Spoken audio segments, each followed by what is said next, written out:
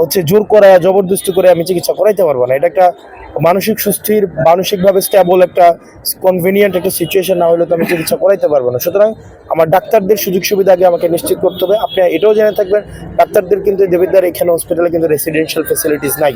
তাহলে residential facilities ডাক্তারদের নাই, তাকে আমি থাকার ব্যবস্থা দিচ্ছি না, চিকিৎসার যথাযথ ব্যবস্থা দিচ্ছি না, এখন তাকে আমি চাপাই দিলেও তো হবে না। এটা হচ্ছে ডাক্তারদের জায়গা থেকে ডাক্তারদের অভিযোগ। দ্বিতীয়ত, এই পুরা হসপিটালে মাত্র পরিচ্ছন্নতা কর্মী আছে মাত্র 2 জন। মানে এই পুরা হসপিটালে আপনি যে কিছুক্ষণ আগে বললেন যে হসপিটাল অপরিষ্কার থাকে, হসপিটাল এটা থেকে সেটা থেকে, আমরা বাইরে থেকে দেখে, কিন্তু হসপিটালে পরিচ্ছন্নতা কর্মী 2 জন দিয়ে একটা বাসায় 3 জন মানুষ থাকলেও 2 জন কিন্তু দেখা যায় হেল্পিং হ্যান্ড থাকে। সেখানে এই পুরো হসপিটালের জন্য এতগুলো রুম, এতগুলো সব কিছুর জন্য আমার হেল্পিং হ্যান্ড হচ্ছে বা পরিচ্ছন্নতা কর্মী হচ্ছে মাত্র 2 জন। বিকাশ পেমেন্টে 10,000 টাকার বেশি অফার, শপিং চলছে তো। যেখানে আমাদের পরিচ্ছন্নতা কর্মীর প্রয়োজন 5 বা ততোধিক, সেই জায়গা থেকে এই পরিচ্ছন্নতা কর্মী কিভাবে বৃদ্ধি করা যায় পৌরসভার সাথে কথা বলে আমরা সেই বিষয়টি নিয়ে আজকে কথা বলেছি।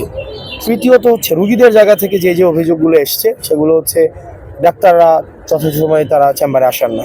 অর্থাৎ তাদেরকে 8টা থেকে 2টা পর্যন্ত থাকার কথা, তারা 8টা থেকে 2টা পর্যন্ত থাকেন না, না থেকে তারা হচ্ছে প্রাইভেট হসপিটালে রুগী দেখেন, তারা হচ্ছে সরকারি হসপিটালেই তারা আলাদা হচ্ছে ফি নিয়ে রুগী দেখেন। এই অভিযোগগুলো এসছেন। এখন আমরা তাদেরকে এটা নিশ্চিত করেছি আমরা আপনাদের পেশাগত জায়গাটা আমরা দেখব, একই সাথে আপনারা রুগীদের তাদের হচ্ছে জায়গাটা আপনাদেরকে দেখতে হবে। সেই জায়গা থেকে তারা নিশ্চিত করেছেন 8টা থেকে 2টা পর্যন্ত তারা হচ্ছে হসপিটালে অবশ্যই থাকবেন, এবং যারা পেশনে যেই ডাক্তারগুলো হচ্ছে রয়েছে বিভিন্ন জায়গায় তাদেরকে আমরা ফিরিয়ে আনছি।